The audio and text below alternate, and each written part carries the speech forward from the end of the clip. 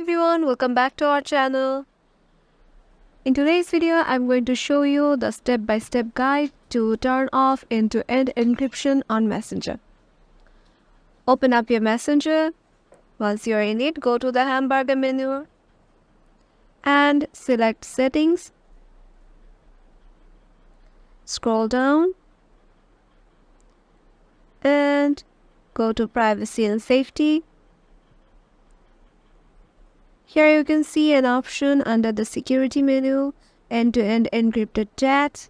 Go there, and here you can find message storage. You have to go in there and toggle off the encrypted option, and thus your end-to-end encryption option will be turned off.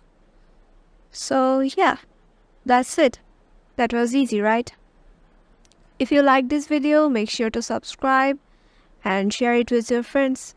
Till then, see you in the next video.